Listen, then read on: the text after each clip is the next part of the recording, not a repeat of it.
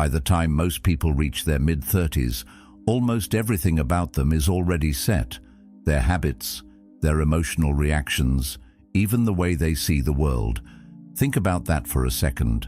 95% of who you are today is simply repetition of yesterday. The Stoics warned us long ago that we become what we repeatedly do. So if your days look the same, if your thoughts sound the same, and if your emotions feel the same, then your future is already written, unless you decide to change the script. But here's the truth that few ever realize. You are not a prisoner of your past. You can rewire your brain. You can teach yourself to think differently, feel differently, and live differently. And when you do, life doesn't just improve, it transforms. Today, we're going to uncover how you can finally take control of those thoughts and reshape the destiny they create. If you're someone who believes in growth, in freedom, in building a life of purpose rather than being dragged by habit, then this journey is for you. And if you want to keep walking this path of wisdom with me, consider subscribing. As a choice for yourself, a commitment to seek out knowledge, to practice self-mastery, and to live more intentionally each day. Every morning feels like a fresh beginning, yet most of us unknowingly repeat yesterday without even realizing it. The moment you open your eyes, the first instinct is often to reach for the phone. You scroll through familiar faces, the same arguments, the endless stream of headlines, and the constant noise that fills your head before you've even taken a breath. Then, without thinking, you get out of bed on the same side as always, drink the same coffee, drive the same route, and see the same people who trigger the same emotions in you. Day after day, the pattern repeats. It feels comfortable, it feels normal, but the truth is, it's a program running quietly in the background. Marcus Aurelius once said, "The soul becomes dyed with the color of its thoughts." If our thoughts remain unchanged, then so does the essence of who we are. Life becomes predictable, not because the world limits us, but because we live as if yesterday dictates tomorrow. What seems like freedom is often an illusion. We say we want change, to be healthier, happier, freer, but our bodies and minds are stubbornly tied to habit. You can think of it as a script you never stop performing. The Stoics taught that true freedom doesn't come from doing whatever you want, but from gaining mastery over yourself. When you repeat the same emotions, the same responses, the same beliefs, your choices aren't really choices at all. They're rehearsals. Carl Jung warned, "Until you make the unconscious conscious, it will direct your life, and you will call it fate." Most of us call it destiny, when in reality it's just an unexamined program, one that makes us live the same life in slightly different costumes.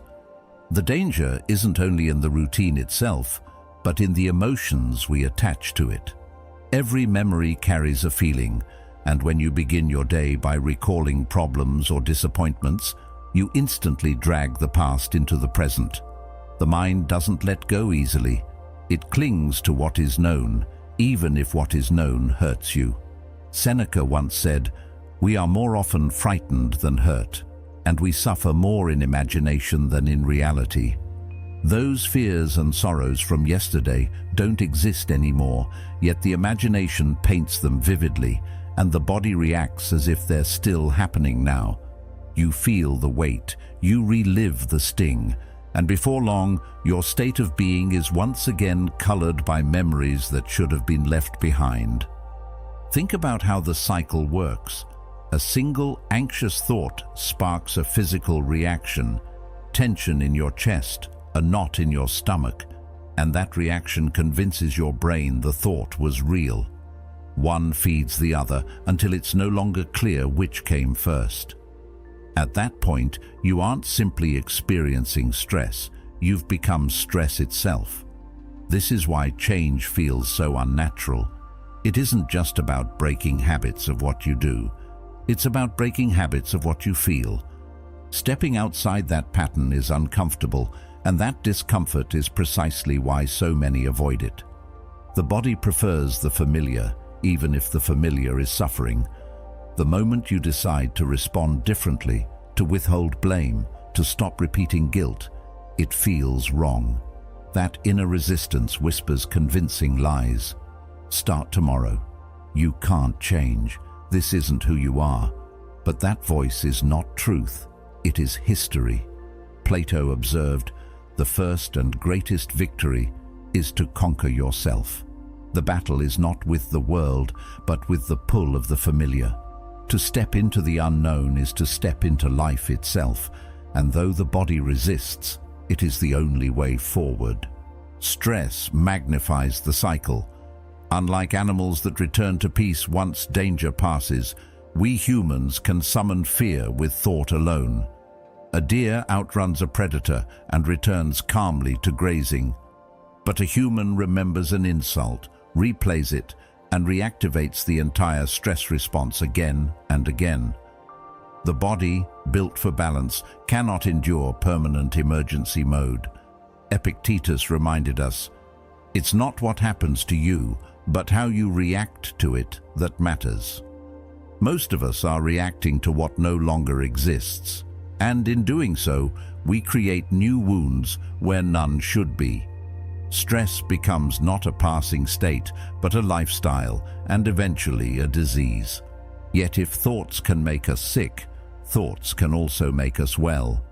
The same imagination that chains us to the past can free us into the future. Your brain does not distinguish sharply between rehearsed action and lived experience. When you imagine clearly, when you feel the emotion of change before it arrives, you plant seeds in the soil of your mind. Over time, those seeds grow into new habits, new beliefs, new ways of being. Socrates once said, "The unexamined life is not worth living." To examine your life is to pull out the weeds of thought that no longer serve you and to make space for growth. Freedom isn't found in chasing novelty outside yourself, but in rewiring what's within. Each time you catch the cycle, the same thought, the same feeling, the same reaction, you're given a chance to choose differently. Small choices made consistently shift the program. Slowly, the unconscious becomes conscious, and what once felt like fate begins to feel like possibility. The Stoics did not promise ease, they promised resilience. And resilience comes from understanding that you are not the sum of your past emotions, but the author of your present ones. So the question remains, will you let yesterday's program run tomorrow's life, or will you take back the script? The answer is not in grand gestures, but in simple awareness, in the courage to pause, to choose, and to step into discomfort.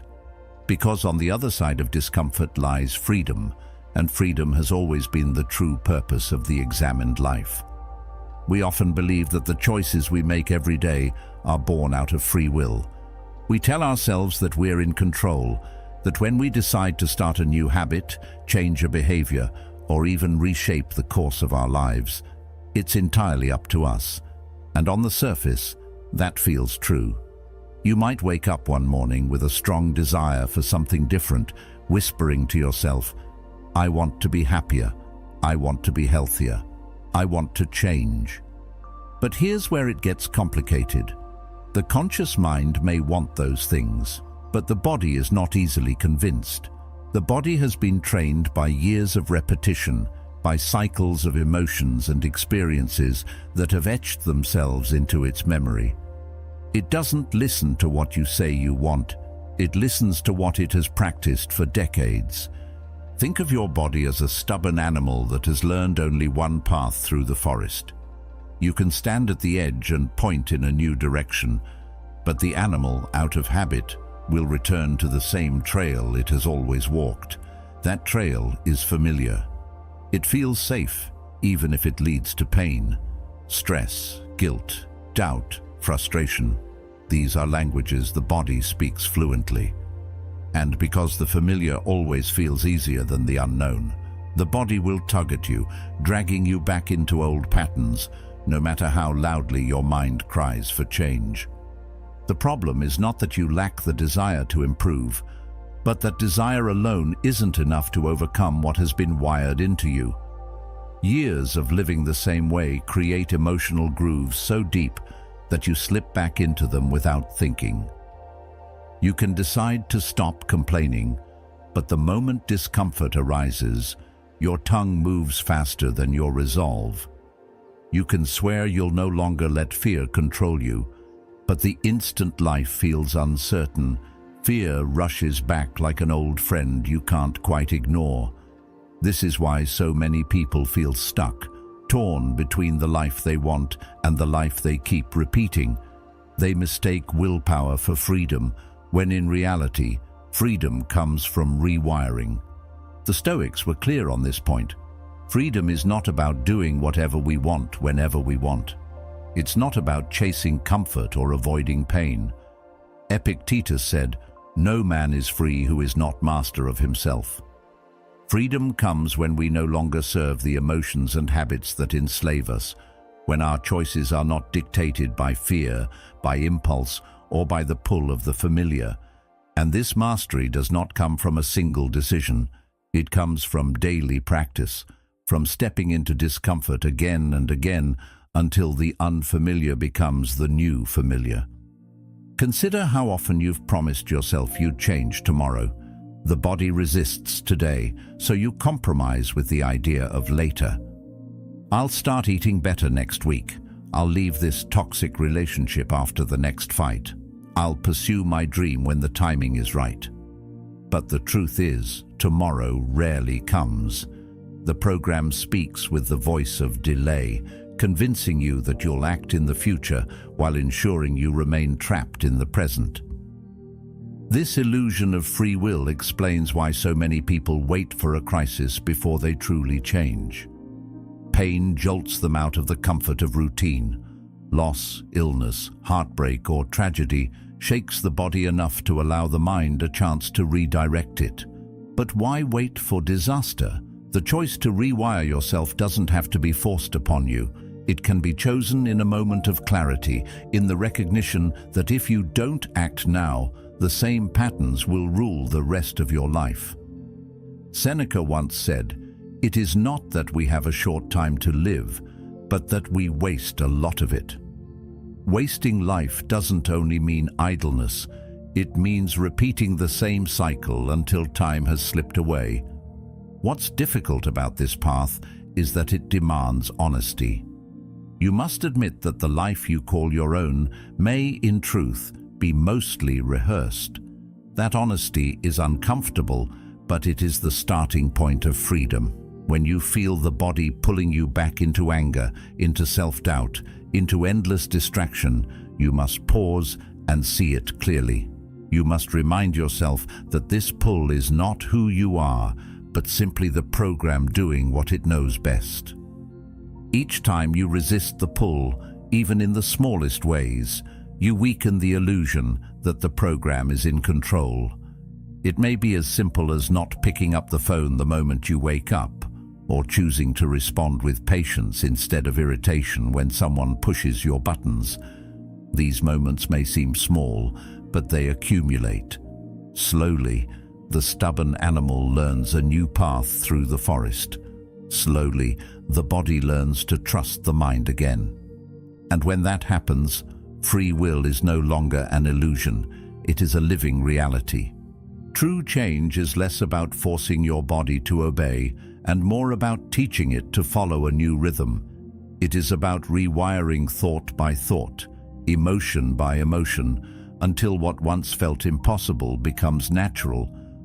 Freedom begins when the conscious mind and the body finally align, when your choices are no longer hijacked by the echoes of the past, but are guided by the clarity of the present.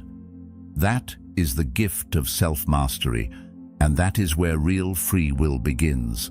Every day begins the same way for many people, not with a sense of freedom, but with a quiet return to yesterday. The moment the eyes open, the mind begins scrolling through problems, disappointments, and unfinished conversations. Without even realizing it, the first breath of the morning is colored by the memory of the past. The argument that left you unsettled, the worry about bills, the regret of a mistake, they resurface, not as faint recollections, but as living emotions. And once those emotions return, they shape the way you see everything that follows. What should be a fresh start quickly becomes a continuation of yesterday's burdens. It feels natural because it is practiced, but in truth, it's nothing more than the past replaying itself through you. That is the real trap. The body does not know the difference between what is happening now and what has been remembered with intensity. When you recall a painful moment, the heart races, the muscles tighten, the stomach turns. You are reliving an old experience in the present moment as though it were happening again.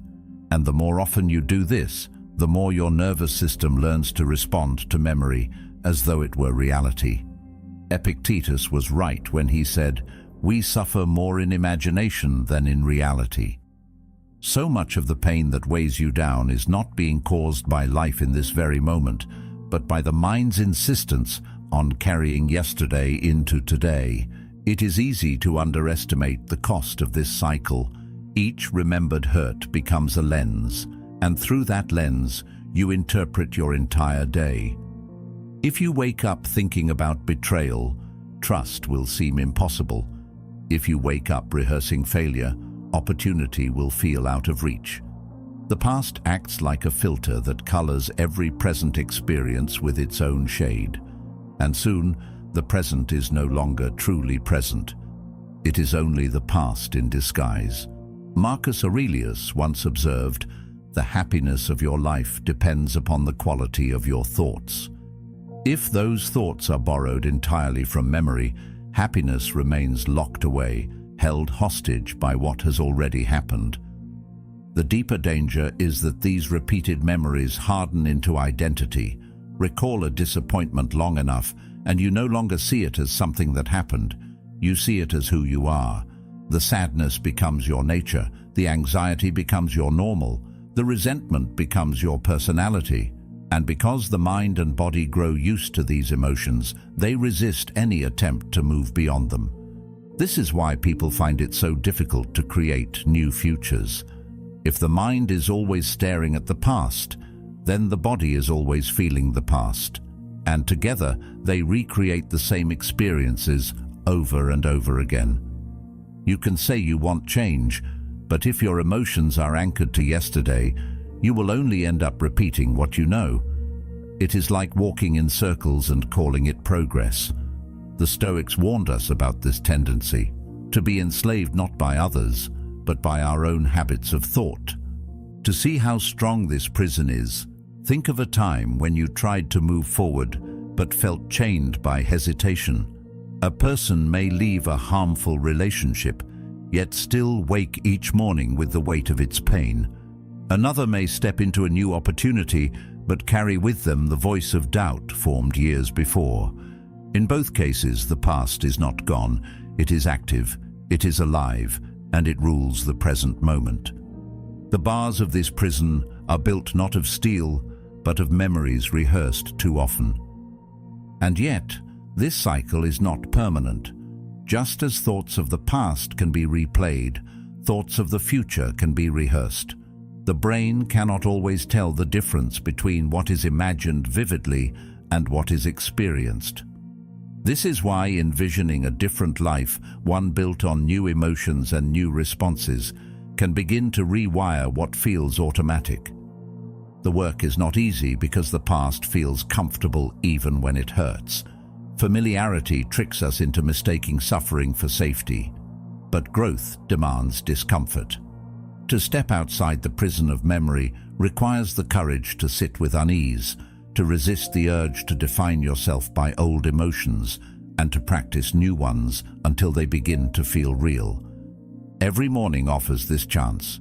You can awaken and immediately rehearse the same story of who you were, or you can pause, notice the pull of memory, and choose to imagine something else.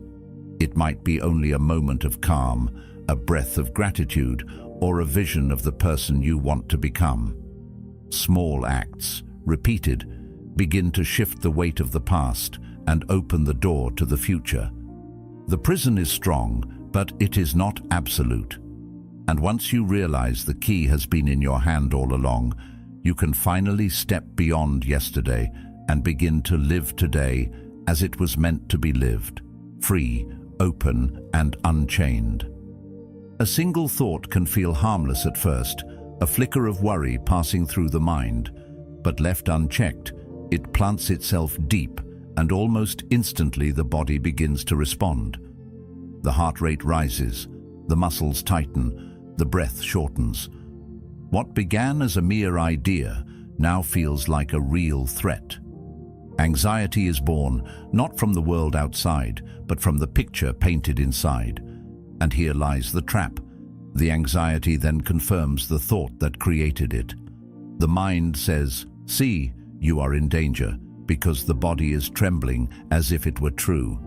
The cycle deepens, thought and emotion feeding each other in a loop so tight that before long you no longer separate one from the other. You don't think stress anymore, you become it. This is why change feels so unnatural.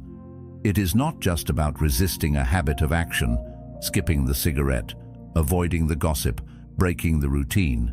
It is about unlearning the emotions that accompany those habits. The body has memorized what it feels like to worry, to grieve, to fear. And when you attempt to step into something new, the body resists not because it is lazy, but because it cannot let go of the emotions it knows best. Consider how quickly the loop can form. A single fearful thought, "I'll fail, they'll reject me, something bad will happen," immediately provokes the body. Then the body's trembling confirms the thought. The mind says, "Yes, it must be true, look at how unsettled I feel." And so the cycle continues. Carl Jung once noted, "What you resist persists." The harder you fight the feelings without understanding their roots, the more they return, strengthened by your own resistance. The loop then solidifies into identity. Anxiety becomes not just a passing state, but who I am. Sadness becomes not a temporary mood, but a permanent trait. And soon, a person is no longer experiencing emotions. They are living as those emotions. This cycle is powerful because it conditions the body to anticipate feelings before the mind has even spoken. Walk into a room where you once felt shame, and the body flushes before the thought forms. Sit down to work on a task that once triggered doubt, and the body grows restless before you've begun. The emotional memory runs ahead of the conscious choice, pulling you back into the loop. Marcus Aurelius warned, "You have power over your mind, not outside events. Realize this, and you will find strength." Yet too often we forget this power, surrendering instead to the body's old scripts, rehearsing yesterday's feelings as though they were inevitable truths. The loop also thrives because it rewards itself. Every emotion has chemistry attached to it. The body becomes addicted to the familiar cocktail of stress hormones, and though it harms you, it feels natural. Breaking free means not only resisting the thought, but also enduring the withdrawal from the emotion itself. This is why many return to old habits even when they know better. The body craves what it knows, even if it is suffering. It whispers that discomfort means danger, when in reality discomfort is the doorway to freedom. The imagination, however, is not only a prison, it is also the key. The same mind that can replay fear endlessly can also rehearse courage. The same body that memorized sorrow can be taught to memorize joy. When you close your eyes and vividly picture a future self, calm, strong, unshaken, the brain begins to build the pathways as if it were already true. Slowly, the loop begins to change direction. Instead of fear fueling anxiety, hope fuels action. Instead of doubt confirming weakness, vision confirms strength. The imagination is not the enemy. It is the soil in which both weeds and flowers grow, and it is your attention that decides which will thrive. This process demands patience. Loops that have been practiced for years will not dissolve overnight. But each moment you catch the cycle in motion, you weaken its hold. Notice the fearful thought. Feel the surge of anxiety. And instead of letting the body confirm the lie, breathe and remind yourself that this is memory, not reality. Socrates once said, "The secret of change is to focus all of your energy not on fighting the old, but on building the new." You do not break the loop by wrestling with it endlessly. You break it by redirecting your focus, by teaching the body new emotions until the old ones fade from disuse. The emotional loop can feel like a cage, but it is not made of unbreakable steel. It is built of habits, and habits can be changed. With awareness, with practice, with the courage to endure discomfort, you can step outside the cycle and begin to live as someone new. And when that happens, the same imagination that once trapped you becomes the very force that sets you free. Change always sounds inspiring when we think about it, but the moment we try to live it, resistance shows up like a shadow. You decide to take a different path, even in something small, and suddenly the body protests. The heart races, the stomach tightens, the mind fills with doubt. A whisper surfaces almost immediately. "This doesn't feel right. Start tomorrow. You'll never change." Those words feel convincing, but they are not truth. They are echoes of the past. This is why so many people get stuck repeating the same patterns year after year. The body has been conditioned to treat the unfamiliar as unsafe, even when the familiar is misery. Think about it. Staying in a toxic relationship feels easier than leaving. Clinging to unhealthy habits feels more comfortable than building new ones. The mind dreams of change, but the body clings to routine, because the body trusts what it knows, not what it hopes for. Marcus Aurelius once said, "It is not death that a man should fear, but he should fear never beginning to live." To never step into the unknown is to never truly live, yet resistance persuades us to mistake survival for life. The power of resistance lies in its disguise. It doesn't scream, it whispers. It speaks in rationalizations that feel harmless. "You're too tired today. The timing isn't right. Maybe when you feel more prepared." These excuses don't sound like sabotage, but they quietly delay action, sometimes for years. Seneca once noted, "While we are postponing, life speeds by." Resistance thrives on postponement. It doesn't need to defeat you in one moment. It only needs to convince you to wait again and again until the chance for change slips away. And yet, every moment of resistance carries within it a choice.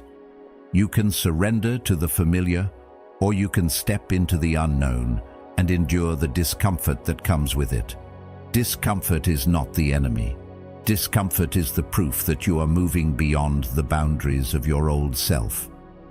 Aristotle said, "We are what we repeatedly do." Excellence, then, is not an act, but a habit. The habit of resisting discomfort leads to stagnation, but the habit of facing it, of leaning into it, creates excellence. Each small victory over resistance rewires the body, teaching it to trust what once felt unsafe. But here is the challenge. The body doesn't give up easily. The longer you've lived a certain way, the louder resistance becomes when you try to shift. Old emotions rise to the surface.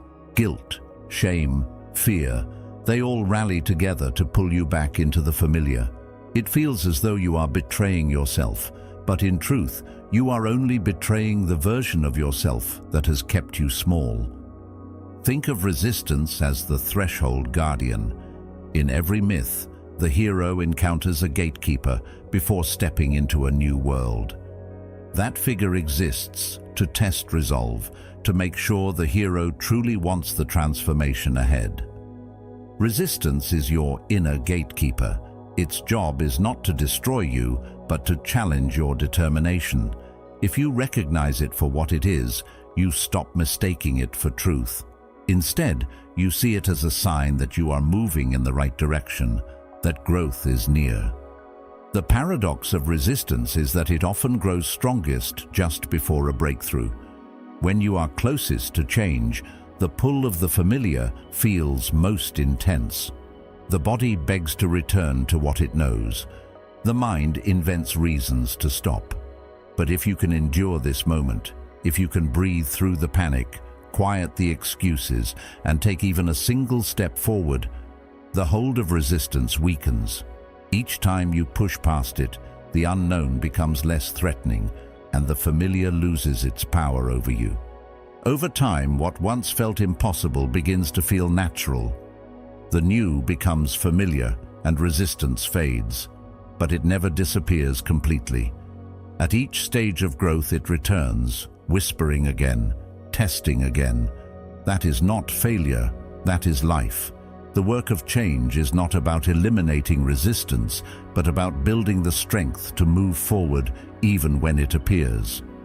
In that way, resistance transforms from an enemy into a teacher, reminding you that every step into the unknown is a step into becoming more than you were before. So the next time you hear that whisper telling you to wait, to quit, or to stay where you are, recognize it for what it is, the voice of your past trying to protect itself. You are not that past anymore. You are the possibility of what comes next. And the moment you choose to act despite resistance, you reclaim your freedom and step into the life that was waiting for you all along. Stress was never meant to be a permanent companion. In nature, it exists as a short burst of energy, a survival tool designed to protect life in moments of danger. Picture a deer chased by wolves. Its body surges with adrenaline, every muscle primed to run. When it escapes, the event is over. The deer returns to grazing, its body restored to balance. That is how the stress response was designed: temporary, purposeful, and then released. But human beings complicate this design. Unlike the deer, we don't need predators to trigger stress. A single thought, an old argument replayed in the mind, or even the memory of a failure can activate the same survival response. The body doesn't know the difference between real danger and imagined threat. And so, many of us live in emergency mode not for minutes, but for days, weeks, and even years. This constant state of alert may feel ordinary because it has become familiar, but it is anything but natural. No system can survive in crisis mode forever. When the body is flooded with stress hormones, the immune system weakens, digestion falters, and sleep loses its depth. The very functions that keep us alive and healthy are sacrificed for the illusion of survival. Marcus Aurelius once said, "If you are distressed by anything external, the pain is not due to the thing itself, but to your estimate of it." The weight of stress doesn't come from the world alone, but from the meaning we give to our thoughts and memories. We choose, often unconsciously, to live as though danger never ends. And when danger never ends, life itself begins to shrink. Instead of enjoying moments of peace, we scan constantly for problems. Instead of resting in the present, we anticipate the next crisis. This is why people wake up already tense, why their shoulders ache by evening, why their nights are restless. They are living in a body convinced it must always be ready to fight or run. The Stoics called us to live in accordance with nature, but there is nothing natural about a body locked in permanent combat with itself. Seneca warned, "He suffers more than necessary who suffers before it is necessary." Stress makes us suffer not only during real hardship, but in anticipation of hardships that may never come. Think of how often stress arises, not from what is happening now, but from rehearsals of what might happen. You remember a conflict at work, and your body relives it. You imagine an argument with a loved one, and your body prepares as if the words were already spoken. Even traffic jams, financial worries, or the smallest inconveniences trigger reactions far out of proportion to the moment. Carl Jung once observed, "Neurosis is always a substitute for legitimate suffering." Much of our modern stress is this very thing, suffering created to fill the silence, a reaction to imagined threats, while the real challenges of life go unattended. Over time, stress becomes more than a reaction. It becomes an identity. People describe themselves as anxious, overwhelmed, burnt out, as though these states are permanent labels instead of temporary imbalances. This identification makes escape even harder. When the mind believes it is stress, the body complies. The cycle tightens, and the emergency mode becomes the default. Epictetus reminded us, "It is not things themselves that disturb us, but our judgments about them." The judgments we place upon our thoughts and experiences determine whether we suffer once or suffer endlessly. And yet, even though stress feels like an enemy, it can serve as a teacher. It shows us where we are most vulnerable, where our expectations clash with reality, where our judgments distort the truth. If we pause to notice stress, to examine the thought that triggered it, we begin to see clearly the gap between reality and our reaction. Aristotle said, "The energy of the mind is the essence of life. If that energy is consumed by stress, then life itself is drained of vitality. But if we redirect that energy from constant fear toward awareness, from judgment toward acceptance, then life begins to restore itself. The path forward lies in choosing not to live as the deer who never stops running." Stress will always visit us, but it doesn't have to own us. Nature intended for balance to follow disruption, for calm to follow chaos. The more we honor that rhythm, the stronger we become. Resistance to this truth weakens us. Alignment with it makes us resilient. The Stoics knew that peace doesn't come from eliminating difficulty, but from meeting it without losing ourselves.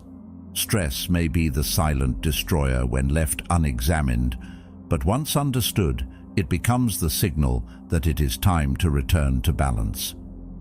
So when stress next rises, notice it. Recognize that it is not a command but a signal, not a destiny but a choice. You can feed it with more thoughts and more fear, or you can pause, breathe, and allow the body to return to its natural state. The wolves you are running from exist mostly in the mind, and once you see that, you can stop running, step back into the present, and begin living in the freedom that nature always intended. If the past feels heavy, it's because you've been walking through a garden that hasn't been tended in years. Every grudge, every regret, every repeated memory of failure is like a weed that has been allowed to spread unchecked. The longer it stays, the deeper its roots grow, until the garden no longer reflects possibility, but only the shadows of what has already been. To move forward, those roots must be pulled. Not with anger, not with resentment, but with awareness. You see them for what they are, leftovers of a story that no longer serves you. Marcus Aurelius once said, "A man's life is what his thoughts make of it." If your thoughts are weeds, your life becomes overgrown. If they are seeds of strength and vision, your life becomes a field of growth. The process begins not with planting new ideas, but with preparing the soil of the mind. You cannot sow fresh seeds while bitterness and self-pity still choke the ground. Awareness is the spade that breaks the soil open. It means noticing when old patterns return, when the mind clings to blame or replays wounds. It means refusing to water what you no longer wish to grow. This work can feel uncomfortable because the familiar weeds often disguise themselves as identity. I am my anger, I am my failure, I am my guilt. But Carl Jung reminded us, I am not what happened to me, I am what I choose to become. The act of uprooting is the act of reclaiming choice, of refusing to let yesterday's identity dictate tomorrow's growth. Once the soil is cleared, planting begins, and what you plant matters. Each thought is a seed. Each vision of yourself is a seed. Each rehearsal of a different reaction, a different way of being, is a seed. The brain does not sharply distinguish between imagination and lived experience. When you vividly picture yourself calm in a storm, patient in conflict, or confident in challenge, your brain begins wiring pathways as if it were already true. The rehearsal becomes practice, and practice becomes nature. Seneca observed, "Luck is what happens when preparation meets opportunity. Rehearsal is preparation. The more you practice being who you wish to be, the more ready you become when life gives you the chance to live it. It is not enough to plant casually. Seeds require care. They require repetition, patience, and nourishment. Just as weeds do not vanish in a single pull, old habits return unless you remain watchful. The garden of the mind thrives on consistency. The beauty of this practice is that it transforms imagination from a source of fear into a source of freedom.